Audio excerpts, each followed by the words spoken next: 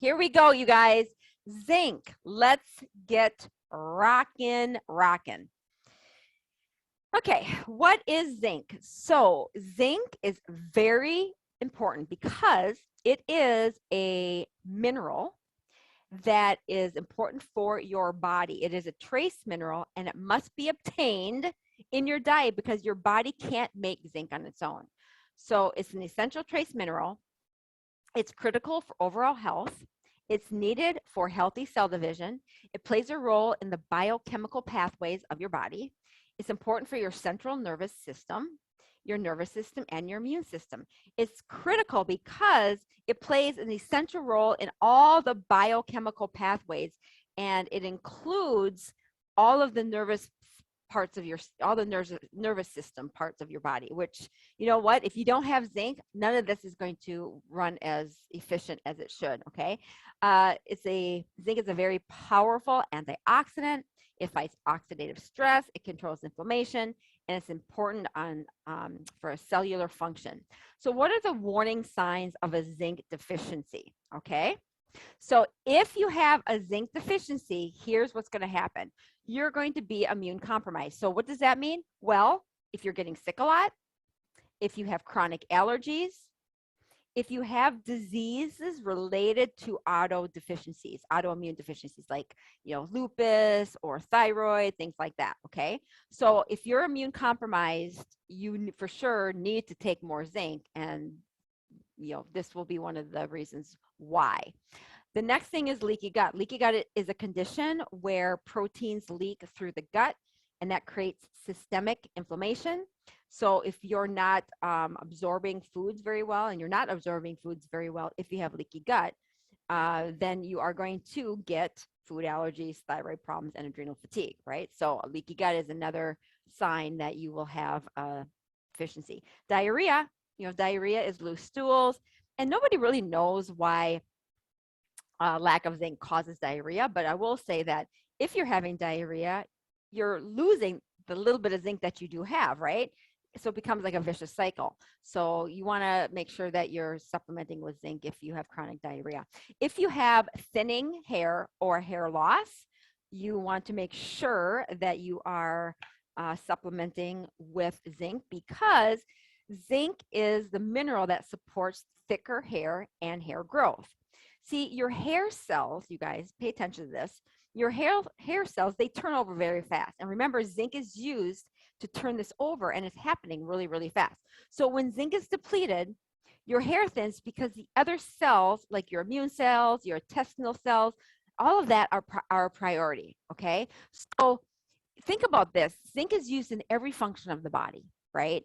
Including hair growth. But if you're super deficient in zinc all over your body, right, your immune system, your digestion, all of that, it's going to pull zinc into those areas, which will then not give any zinc to the hair cells, which is why your hair falls out, because hair isn't a priority.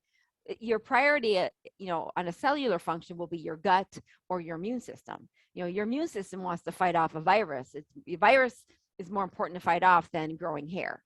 So if you're losing a lot of hair or it's thinning, this could be a reason that you're just severely zinc deficient. Okay. So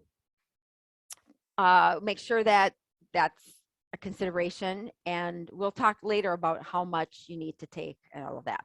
If you have taste loss or a change in your taste, that could be another reason why you have a zinc deficiency, because the taste buds have a short life, a short half-life.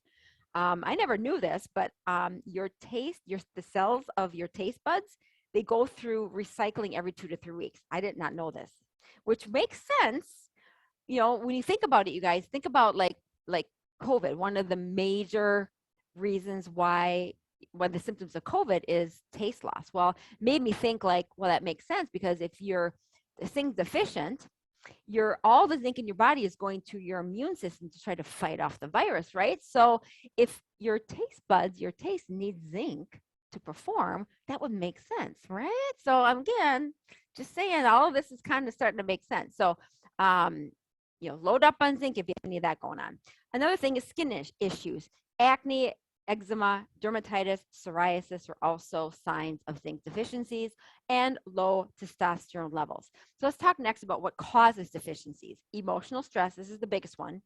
Zinc is a repair mineral, so it's important for protein synthesis. So if you're already, you know, stressed out or you're emotionally stressed all the time, it's just going to pull from those reserves. So you will have a big depletion in that if you are emotionally stressed.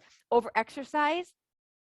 So if you overexercise, again, you're just utilizing those reserves of zinc, and that will cause a deficiency. If you're pregnant or breastfeeding, and also if you're aging or elderly, and the reason is because as we age, you know, our digestions just aren't as active. They don't work as well. They're kind of sluggish. So again, we just always want to make sure we're taking care of our digestion and our intestinal tract, because as you age, it just gets harder to absorb zinc. Okay, so let's talk about why you wouldn't be absorbing zinc. Okay, because if you're not absorbing zinc, you can take as much zinc as you want in the world, but if your body's not able to absorb it and utilize it, you know, there's no reason in taking it. So here's why. One, low stomach acid. So if you have GERD, heartburn, if you're on antacids, that is because you have low stomach acid. It's the opposite of what your doctors will tell you. When you go to the doctor and they put you on antacids, they're telling you that you have too much acid. It's actually the opposite. If you have GERD, if you have heartburn, your stomach acid is too low. And you need a lot of acid in your stomach to be able to absorb nutrients, one of them being zinc. The other one is too many phytates. So if you're eating a lot of whole grains and brown rice, if you're consuming too many of these, it blocks the absorption of zinc. Cadmium is a heavy metal.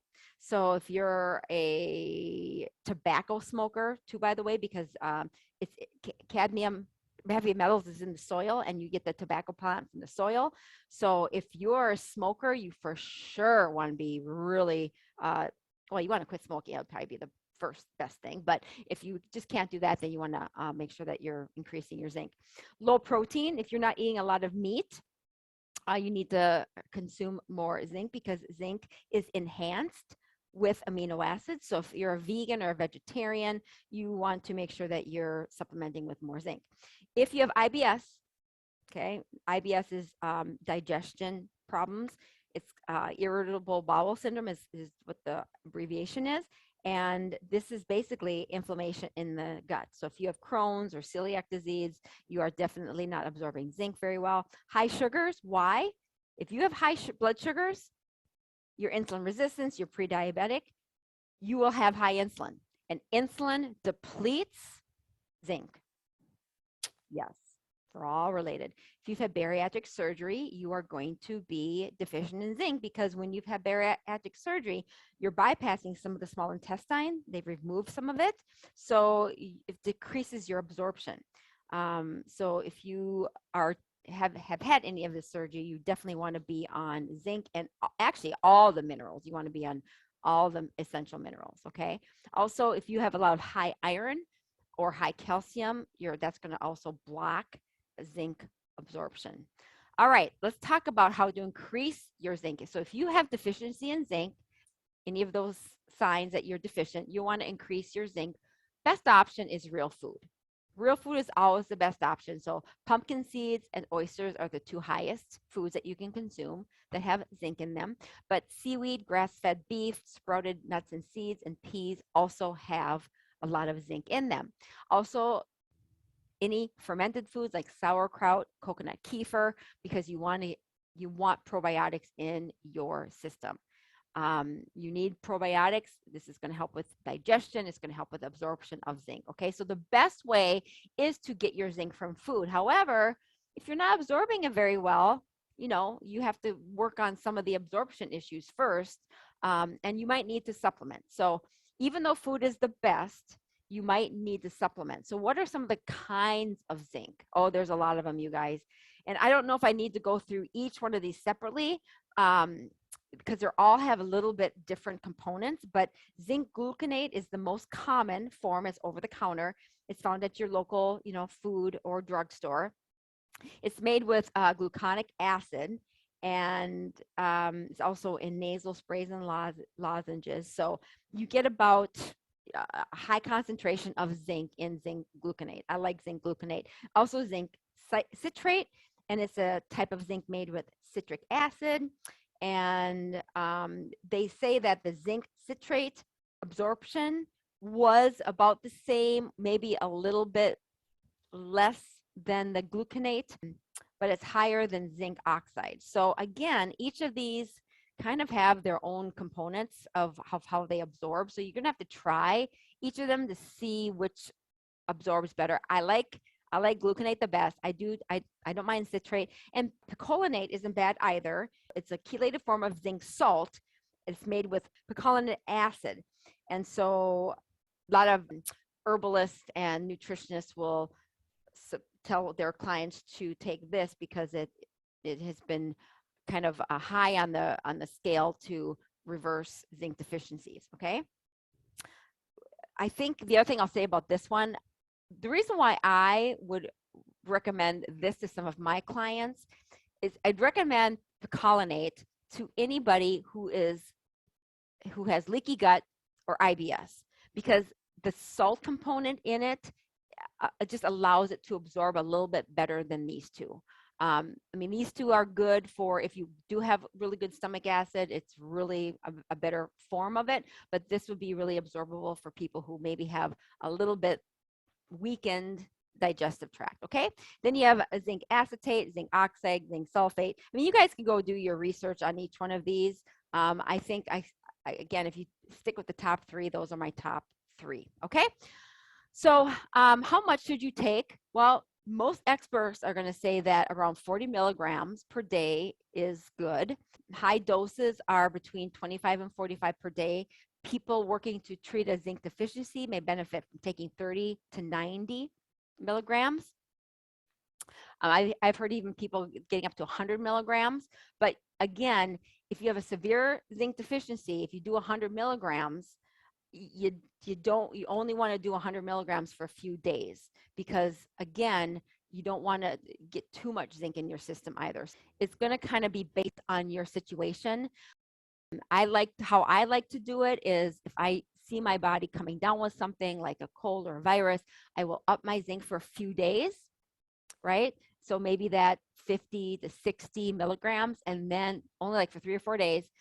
Some people can go up to 100 for a few days, but then you want to cut down to a maintenance dose. Everybody's maintenance dose is just based on them, based on their digestion, based on how active they are, based on you.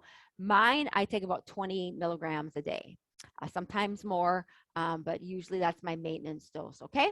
So again, you want to check with whoever you're working with, your nutritionist, your doctor, to see what would be the best for you. And also, if you know you have a zinc deficiency, you're going to probably want to take more for a short period of time. All right, here's the deal though. This is why I never recommend taking high levels of zinc for too long, because too much zinc will create other issues in the body. And one of them is it will create a copper deficiency. And you do not want a copper deficiency. You need copper and zinc together. They work synergistically. But if you take too much zinc and not copper, okay, you're going to create a copper deficiency. So there's so many people that with COVID going on, they're taking so much zinc and they're not being educated, and they're taking all this high levels of zinc, and they have this overabundance of zinc. And then now they're getting a copper deficiency, and they're getting symptoms of copper deficiency. And then they're wondering what's going on, and they think, oh, is it zinc? And they take more zinc. So you just got to understand this. Okay. You need both. But you also want to make sure that you're not overdoing it on zinc. So what are some symptoms of a copper deficiency from too much zinc? Nausea, vomiting, pain, diarrhea, high LDL, low HDL, anemia, your appetite decreases, and you are irritable and fatigued. Those are some major symptoms of deficiency in copper from too much zinc. Okay, so it's just good to know. So here's what I want to talk about. I want to talk about your zinc levels and COVID, because it's been scientifically proven that, in fact, there was a study done in the Journal of Nutrients. It was a study released just a few months ago and it's showing that zinc deficiencies, less than 50 milligrams in the blood, increased your mortality rate of by 21% if you get COVID. Okay, so it's been shown that people with low zinc levels also don't recover as well from COVID. The symptoms of COVID, the severity of the symptoms increase, and there is an increase in mortality. Okay, so your doctor, there's so many different opinions about this, right? Depending on how educated your medical doctor is and how good your doctor is, some doctors will say zinc and vitamin D and vitamin C is a scam. You should get vaccinated, whatever. But I'm just here to tell you that whatever you decide, zinc, vitamin D and vitamin C should be a part of your protocol, because we know from the studies and the research that a zinc deficiency is going to help you with the recovery of COVID. It's going to help with your immune system to keep it fighting off what it needs to, and it's going to decrease the severity of your symptoms. Okay, so that's just facts. It's science. It's been proven. So you want to make sure that you're on those things. And if your doctor is poo-pooing zinc and vitamin D and vitamin C, you need to get a different doctor. I'm just going to tell you that right now, because they just don't know. It's just ridiculous what they're telling some of you guys. I've seen it all. But if your doctor is only telling you that you should get injection and not have anything else, then you need to consider finding a second opinion, because whatever you decide, you have to have vitamin D, zinc, and vitamin C in your life right now, not only for immune health, not just for COVID, but just for any other viruses that are going around. So it's very important to build up your immune health, because your immune system is how it's designed. It's designed to fight off these things, and zinc is a huge part of, as I showed you, it's a huge part of every part of your nervous system, and on a cellular level. It's very important that you have enough zinc in your body. Okay.